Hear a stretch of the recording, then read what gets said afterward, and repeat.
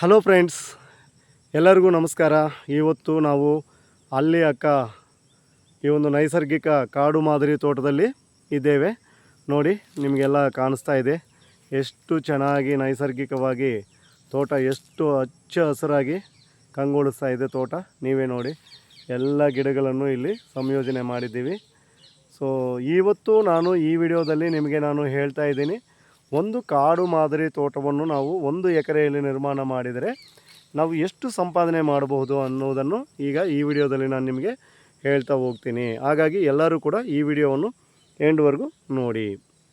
So my dear friends, ನಿಮಗೆಲ್ಲರಿಗೂ ಕೂಡ ಒಂದು ಡೌಟ್ ಬರಬಹುದು, ಏನು ಕಾಡು ಮಾದರಿ ತೋಟ ಅಂತಂದರೆ ಏನು ಅಂತ.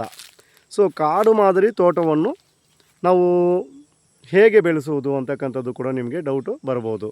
ಫ್ರೆಂಡ್ಸ್, ಏನಿಲ್ಲ, ಕಾಡು ಮಾದರಿ ತೋಟ ಅಂತಂದರೆ ನಮ್ಮ ಜಮೀನಲ್ಲಿ 1 ಎಕರೆ ಜಮೀನು ತಗೊಂಡು ನಾವು 1 ಎಕರೆ ಜಮೀನಲ್ಲಿ ಕಾಡಿನ ಗಿಡಗಳನ್ನು ತಂದು, ಅಂದರೆ ಕಾಡು ಜಾತಿಯ ಗಿಡಗಳನ್ನು ತಂದು, ಕಾಡು ಜಾತಿಯ ಗಿಡಗಳನ್ನು ಹಾಕಿ ಅವುಗಳ ಮಧ್ಯದಲ್ಲಿ ನಾವು ನಿರಂತರ ಆದಾಯವನ್ನು ತಂದುಕೊಡುವ ವಿವಿಧ ಜಾತಿಯ ಹಣ್ಣಿನ ಗಿಡಗಳನ್ನು, ತರಕಾರಿಗಳನ್ನು, ಬಳ್ಳಿಗಳನ್ನು ಹಾಕುವುದು. ಅಂದರೆ ಪ್ರತಿಯೊಂದು ಅಡಿ ಜಾಗವನ್ನು ಕೂಡ ನಾವು ಉಪಯೋಗಿಸಿಕೊಂಡು ಹೆಚ್ಚು ಸಂಖ್ಯೆಯಲ್ಲಿ ಗಿಡಗಳನ್ನು ನಾವು ನೆಟ್ಟು ಹೆಚ್ಚು ವರಮಾನ ಪಡೆಯತಕ್ಕಂಥ ಒಂದು ಮಾಡೆಲ್ ಇದು ಕಾಡು ಮಾದರಿ ಮಾಡೆಲ್ ಅಂತ ಹೇಳ್ಬಿಟ್ಟು ನಾವು ಹೇಳ್ತೀವಿ.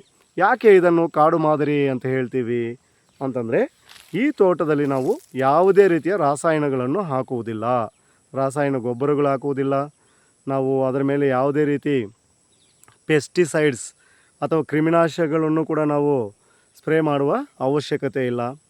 ಯಾಕಪ್ಪ ಅಂತ ಹೇಳ್ತೀರಾ, ಅದು ಹೇಗೆ ಸಾಧ್ಯ ಅಂತ ಹೇಳ್ತೀರಾ? ನೀವೆಲ್ಲರೂ ಕಾಡನ್ನು ಗಮನಿಸಿರ್ತೀರ. ಸೊ ಕಾಡಲ್ಲಿ ಯಾರಾದರೂ ಹೋಗ್ಬಿಟ್ಟು ರಾಸಾಯನ ಗೊಬ್ಬರಗಳು ಹಾಕ್ತಾರಾ, ಅಥವಾ ಬೇರೆ ಗೊಬ್ಬರಗಳು ಹಾಕ್ತಾರಾ, ಅಥವಾ ಫರ್ಟಿಲೈಸರ್ ಏನಾದರೂ ಅದರಲ್ಲಿ ಸ್ಪ್ರೇ ಮಾಡ್ತಾರಾ ಕಾಡಲ್ಲಿ? ಇಲ್ವಲ್ಲ. ಮತ್ತು ಅಲ್ಲಿ ಹೇಗೆ ಬೆಳೆಯುತ್ತವೆ? ಮತ್ತು ಅಲ್ಲಿ ಕಾಡಲ್ಲಿ ಅಷ್ಟು ಒತ್ತೊತ್ತಾಗಿ ಗಿಡಗಳು ಯಾವ ರೀತಿ ಬೆಳೆಯುತ್ತವೆ? ಸೊ ಅದೇ ಕಾಡಿನ ತತ್ವ. ಇಲ್ಲಿ ವಿಭಿನ್ನ ಜಾತಿಯ ಗಿಡಗಳನ್ನು ನಾವು ಎಷ್ಟೇ ನಾವು ಒತ್ತೊತ್ತಾಗಿ ಹಾಕಿದರೂ ಕೂಡ ಒಂದಕ್ಕೊಂದು ಸ್ಪರ್ಧೆ ಮಾಡದೆ ಅವು ಬೆಳೆಯುತ್ತವೆ. ಅದನ್ನೇ ನಾವು ಕಾಡಿನ ಮಾದರಿ ಅಂತ ಹೇಳ್ತೀವಿ. ಒಂದು ಗಿಡದ ಎಲೆ ಮತ್ತೊಂದು ಗಿಡಕ್ಕೆ ಗೊಬ್ಬರ ಆಗಿ ಅದು ಮಾರ್ಪಾಡು ಆಗುತ್ತದೆ. ಸೊ ಹಾಗಾಗಿ ನಾವು ಇಲ್ಲಿ ರಾಸಾಯನಿಕ ಗೊಬ್ಬರಗಳಾಗಲಿ ಕ್ರಿಮಿನಾಶಕಗಳಾಗಿ ಏನು ಬಳಸುವ ಅಗತ್ಯತೆ ಇಲ್ಲ. ಬಟ್ ಈ ಒಂದು ತೋಟವನ್ನು ಸೆಟಪ್ ಮಾಡಬೇಕು. ಆ ರೀತಿ ಸೆಟಪ್ ಮಾಡಿದಾಗ ನಾವಿಲ್ಲಿ ಲಕ್ಷಾಂತರ ರೂಪಾಯಿ ಒಂದು ಹಣ ಗಳಿಸ್ತಕ್ಕಂಥ ಒಂದು ಸಂಭವ ಕೂಡ ಜಾಸ್ತಿ ಇದೆ. ಸೊ ಮೈ ಡಿಯರ್ ಫ್ರೆಂಡ್ಸ್, ಈಗ ನಾನು ಹೇಳ್ತೀನಿ, 1 ಎಕರೆಯಲ್ಲಿ ಕಾಡು ತೋಟವನ್ನು ನಾವು ಬೆಳೆಸಿದರೆ ಎಷ್ಟು ಆದಾಯ ನಾವು ದುಡಿಯಬಹುದು, ಎಷ್ಟು ವರಮಾನ ನಾವು ಗಳಿಸ್ಬೋದು ಒಂದು ವರ್ಷದಲ್ಲಿ ಅನ್ನತಕ್ಕಂಥದ್ದನ್ನು ನಾನು ಒಂದು ಸಿಂಪಲ್ ಕ್ಯಾಲ್ಕುಲೇಷನ್ ಮಾಡಿ ಹೇಳ್ತೀನಿ. ನೀವು ಕೂಡ ಇದು ನಾನು ಹೇಳ್ತಕ್ಕಂಥ ಕ್ಯಾಲ್ಕುಲೇಷನ್ನು ನಿಜವೋ ತಪ್ಪು ನೀವೇ ಮತ್ತೆ ನಿರ್ಧಾರ ಮಾಡಿ. ಸೊ ನಿಜ ಆದರೆ ಇದು ನೀವು ಕೂಡ 1 ಎಕರೆ ಕಾಡು ತೋಟವನ್ನು ಮಾಡಿ ನೋಡಿ. ಫ್ರೆಂಡ್ಸ್, ಇವತ್ತು ಕಾಡಿನ ಗಿಡಗಳಾಗಿ ನಾನೇನು ಮಾಡಿದ್ದೀನಿ, ಮಹಾಗನಿ ಗಿಡಗಳನ್ನು ಹಾಕಿದ್ದೀನಿ. ನೀವೇ ನೋಡಿ, ಮಹಾಗನಿ ಗಿಡಗಳು ಎಲ್ಲ ಕಾಣಿಸ್ತಾ ಇದೆ, ನಿಮಗೆಲ್ಲ ಕಾಣಿಸ್ತಾ ಇದೆ ಎಷ್ಟು ಎತ್ತರಕ್ಕೆ ಬೆಳೀತಾ ಇದೆ. ಪ್ರತಿ ಒಂದು 20 ಅಡಿಗೆ ಒಂದೊಂದು ಗಿಡ ನಾನು ಹಾಕಿದರೂ ಕೂಡ ಇಲ್ಲಿ ನನ್ನ 1 ಎಕರೆ ಜಮೀನಲ್ಲಿ ನಾನು 200 ಈ ಒಂದು ಮಹಾಗನಿ ಗಿಡಗಳನ್ನು ನಾನು ಇಲ್ಲಿ ಹಾಕಿದ್ದೇನೆ. ಈ 200 ಮಹಾಗನಿ ಗಿಡಗಳು ಒಂದು 15 ವರ್ಷ ಆದಮೇಲೆ ಅಥವಾ ಒಂದು 20 ವರ್ಷ ಅಂತಲೇ ಇಟ್ಕೊಳ್ಳೋಣ. ಒಂದು ಗಿಡ ಮಿನಿಮಮ್ ಆಗಿ ನಾನು 10,000 ರೂಪಾಯಿ ಅಂತ ಇಟ್ಕೊಂಡ್ರೂ ಕೂಡ 200 ಗಿಡಗಳು ಅಂತಂದರೆ ನಿಮಗೆ ಎಷ್ಟು ವರಮಾನ ಬರುತ್ತೆ ನೀವೇ ಲೆಕ್ಕ ಹಾಕ್ಕೊಳ್ಳಿ.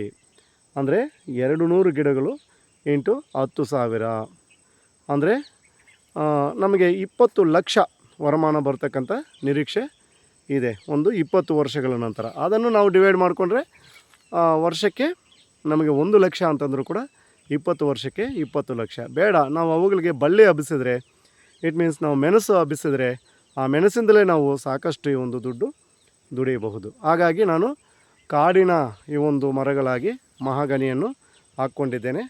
ಮತ್ತು ಅದರ ಮಧ್ಯದಲ್ಲಿ ನಾನು ಏನು ಮಾಡಿದ್ದೀನಿ, 20 ಅಡಿ ಮಧ್ಯದಲ್ಲಿ ಬೇರೆ ಬೇರೆ ಹಣ್ಣಿನ ಗಿಡಗಳನ್ನು ಹಾಕ್ತಾ ಹೋಗಿದ್ದೀನಿ.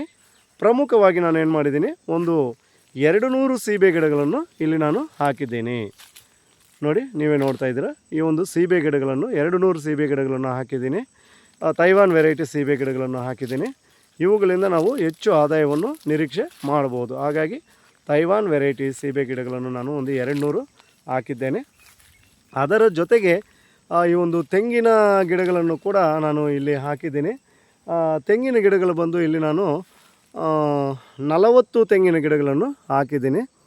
40 ತೆಂಗಿನ ಗಿಡಗಳಿಂದ ಮುಂದಿನ ದಿನಮಾನದಲ್ಲಿ ಅದರ ಈ ಒಂದು ಆದಾಯವನ್ನು ನಾವು ನಿರೀಕ್ಷೆ ಮಾಡ್ಬೋದು. ಈಗ ಸದ್ಯಕ್ಕೆ ಅದರ ಈ ಒಂದು ಆದಾಯವನ್ನು ನಾವು ಲೆಕ್ಕ ಹಾಕೋಂಗಿಲ್ಲ, ಆದರೆ ಮುಂದೆ ಅದರಿಂದಲೂ ಕೂಡ ನಮಗೆ ಒಳ್ಳೆಯ ಆದಾಯ ಬರುತ್ತೆ.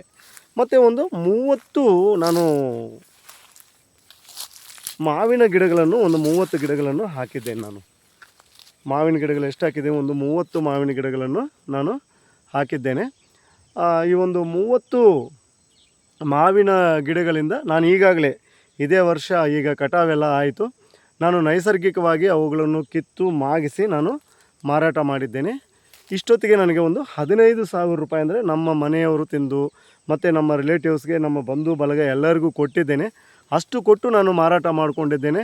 ನನಗೆ ಎಲ್ಲ ಖರ್ಚು ಕಳೆದು ಇವತ್ತು 15,000 ರೂಪಾಯಿ ಕೇವಲ ಒಂದು 30 ಮಾವಿನ ಗಿಡಗಳಿಂದ ಇವತ್ತು ನಾನು ಆದಾಯ ತಗೊಂಡಿದ್ದೀನಿ. ಇದು ನನ್ನ ಮೊದಲ ಆದಾಯ. ಈಗ ಇನ್ನೇನಿದ್ರು ಸೀಬೆ ನೆಕ್ಸ್ಟು. ಈಗೆಲ್ಲ ಸೀಬೆ ಎಲ್ಲ ಈಚುಗಳಾಗಿ ಇದೆ, ಚಿಕ್ಕ ಚಿಕ್ಕ ಗಾತ್ರದಲ್ಲಿ ಇವತ್ತು ಸೀಬೆ ಕಾಯಿಗಳು ಇದ್ದಾವೆ. ಅವು ಕೂಡ ಇನ್ನೇನು 1 ತಿಂಗಳು ಅಥವಾ 2 ತಿಂಗಳ ಒಳಗಡೆ ಅವೆಲ್ಲ ತುಂಬ ದಪ್ಪ ಸೈಜ್ ಕಾಯಿಗಳಾಗುತ್ತೆ.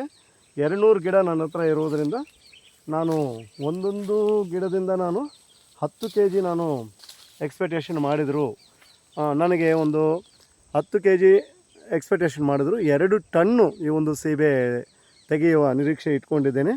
ಚೆನ್ನಾಗಿ ಆರೈಕೆ ಮಾಡ್ತಾಯಿದ್ದೀನಿ, ನೈಸರ್ಗಿಕವಾಗಿ ಆರೈಕೆ ಮಾಡ್ತಾಯಿದ್ದೀನಿ. 2 ಟನ್ನು ನಾನು ಪಡ್ಕೊಂಡ್ರೆ ನನಗೆ 2 ಲಕ್ಷ ರೂಪಾಯಿ ಅದರಲ್ಲಿ ಬರ್ತಕ್ಕಂಥ ನಿರೀಕ್ಷೆ ಇದೆ.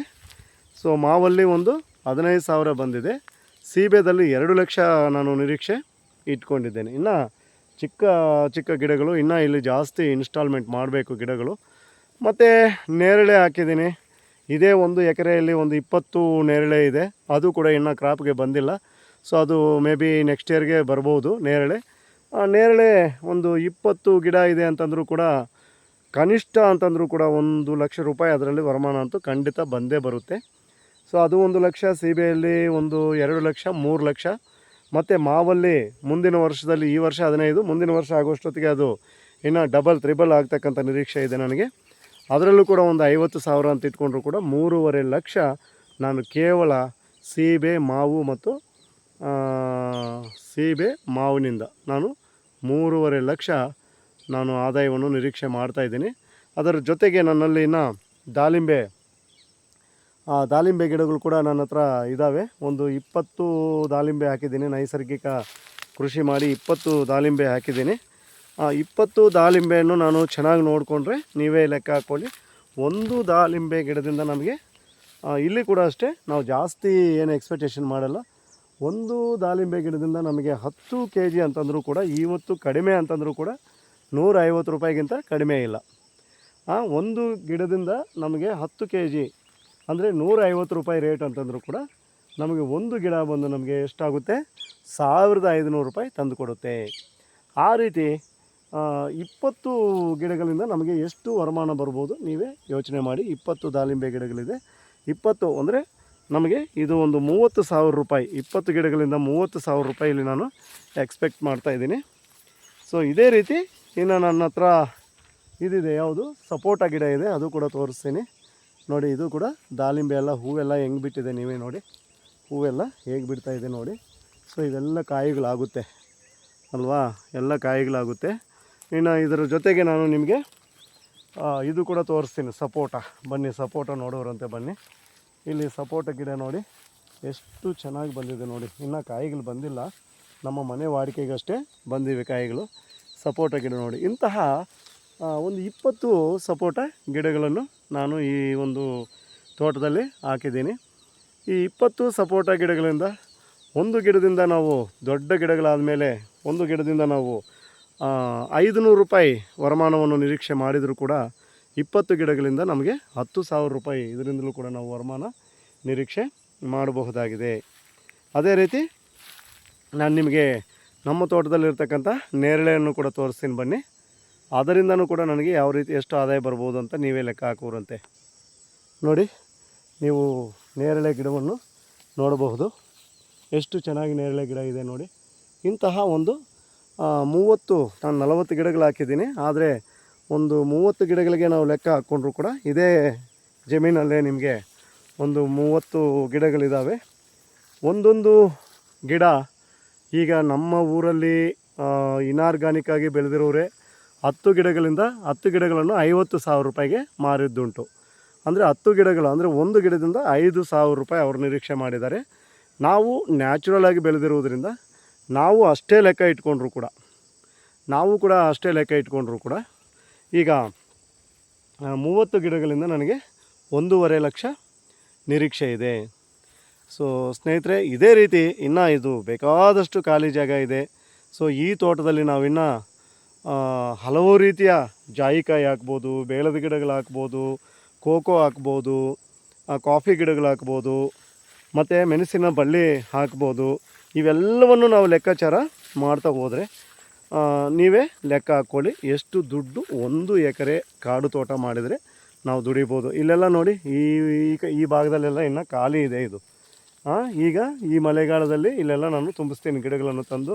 ಜಾಯಿಕಾಯಿ ಗಿಡ ಮತ್ತು ಬೇಳದ ಗಿಡ ಮತ್ತು ಗೋಡಂಬಿ ಇವೆಲ್ಲ ತಂದು ಹಾಕಬೇಕು ಅಂದ್ಕೊಂಡಿದ್ದೀನಿ. ಮತ್ತು ಇನ್ನೂ ಒಂದು ನನ್ನ ಹತ್ರ ಹಲಸು ಕೂಡ ಇದೆ.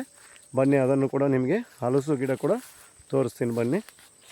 ನೋಡಿ ಎಷ್ಟು ಚೆನ್ನಾಗಿ ಬರ್ತಾಯಿದೆ ಹಲಸು, ಎಷ್ಟು ಚೆನ್ನಾಗಿ ಬರ್ತಾಯಿದೆ ನೋಡಿ. ಇದು ಹಲಸು, ಹಲಸು. ಇಂತಹ ಹಲಸಿನ ಈ ಒಂದು ಗಿಡಗಳು 10 ಗಿಡಗಳಿದೆ. ಇದನ್ನು ಕೂಡ ನಾನು 1,000 ರೂಪಾಯಿ ಅಂತಲೇ ಲೆಕ್ಕ ಇಟ್ಕೊತೀನಿ. ಮುಂದೆ ಒಂದು ಗಿಡದಿಂದ ನಾನು 1,000 ಅಷ್ಟೇ ನಿರೀಕ್ಷೆ ಮಾಡ್ತೀನಿ. 1,000 ನಿರೀಕ್ಷೆ ಮಾಡಿದರೂ ಕೂಡ ನನಗೆ ಎಷ್ಟು ಬರುತ್ತೆ? 10 ಗಿಡ ಅಂತಂದರೂ ಕೂಡ ನನಗೆ 10,000 ರೂಪಾಯಿ. 20 ಗಿಡ ಅಂತಂದರೆ 20,000 ರೂಪಾಯಿ ನಾನು ನಿರೀಕ್ಷೆ 1,000 ಅಷ್ಟೇ ನಾನು ಲೆಕ್ಕ ಹಾಕ್ತಾ ಇರೋದು.